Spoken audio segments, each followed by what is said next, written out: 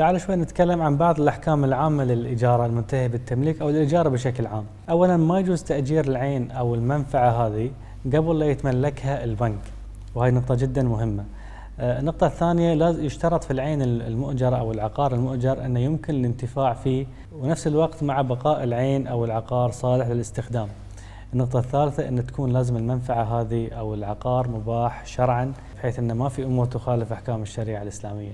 الأمر الثالث، ما يجوز البنك أنه يشترط براءته من عيوب العين، ما يصير يقول حق الزبون أن أنا ما لي علاقة بالعين المؤجرة أو العقار المؤجر، وأنه هو سواء صالح أو غير صالح للسكن وأنه تكون تحت مسؤوليتك. هذا الشرط غير جائز من الناحية الشرعية. النقطة الرابعة، تكون الصيانة الأساسية على المؤجر والصيانة الدورية على المستأجر كما هو الحال حتى من الناحية القانونية. النقطة الخامسة، تكون العين المؤجرة على ضمان المؤجر اللي هو البنك طيلة مدة الإجارة، وهذه نقطة جدا مهمة ما تتوفر في الإجارة التمويلية أو حتى القروض العقارية اللي تقدمها البنوك التقليدية، إلا إذا طبعا كان هناك في تعدي أو تقصير أو مخالفة للشروط من قبل المستأجر، ففي الحال هو يتحمل الضمان على العقار. النقطة السادسة، يجوز للبنك المؤجر أنه هو يأمن على العقار عن طريق التأمين التكافلي، كل ما كان ذلك يعني ممكن، وتكون نفقة التأمين على البنك وليست على المستأجر.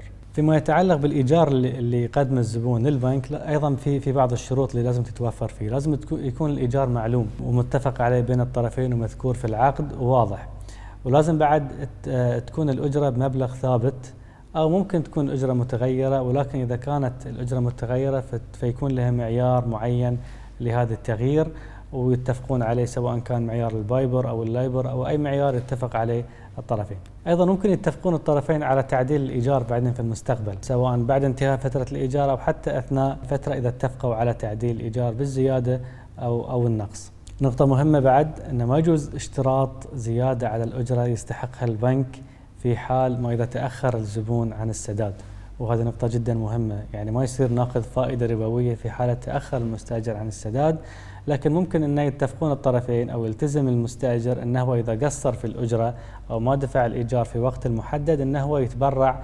لجهات الخير، وهذا المعيار الشرعي أجاز هذا الأمر. طيب شلون إذا الطرفين اتفقوا على فسخ الإيجار أو إنهاء الإيجار؟ لازم نعرف أنه يجوز فسخ العقد مثل أغلب العقود إذا كان الطرفين متفقين على الفسخ، أو كانت مثلا الإجارة من الصعب أنها تستمر بينهم، طبعا ما تنتهي بوفاة أحد المتعاقدين، ويجوز أن الإجارة تروح تتمدد إلى الورثة بعدين إذا مات المستأجر، وإذا أثبتوا أنهم ما يقدرون يستمرون فممكن بعدين بالتالي يتفقون مع البنك على فسخ الإيجار. الإجارة طبعا تنتهي إما بالهلاك الكلي، بمعنى أن العقار ينهار فرضا، أو تكون مثلا جائحة عظيمة تحل لا سمح الله في العقار، فبالتالي ممكن تنتهي الإجارة، أو مثلا عذر معين للمستأجر والمؤجر يوافق عليه، بحيث أن أيضا ما يعني الإجارة من الصعب أنها تستمر، وبالتالي ممكن هني أن نفسخ العقار. هني حق بعض الأحكام المتعلقة بالإجارة المنتهية بالتمليك تحديدا، لازم أولا نبين طريقة نقل ملكية العقار للزبون في نهاية المدة أو أثناء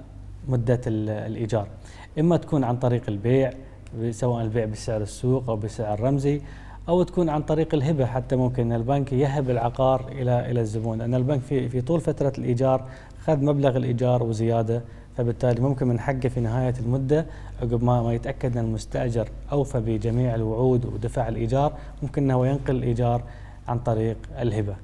آخر نقطة مهمة لازم الكل يعرفها، أن في حالة اتفقوا الطرفين على فسخ الإيجار المنتهية بالتمليك، فهني لازم البنك الإسلامي يراجع الإيجار السابق، وإذا ثبت أن الإيجار السابق هو أعلى من سعر السوق فيرجع البنك، يلتزم البنك أنه يرجع جزء من ثمن الإيجار لصالح الزبون، وهذه أيضا نقطة مهمة وما تتوفر في الإيجارات الموجودة في البنوك التقليدية. فأنت كزبون لو تعاملت مع البنك الإسلامي لازم تتأكد من هذه النقاط، وتأكد إن شاء الله أن حقك ما راح يضيع، ونشوفكم إن شاء الله في الحلقة الجاية.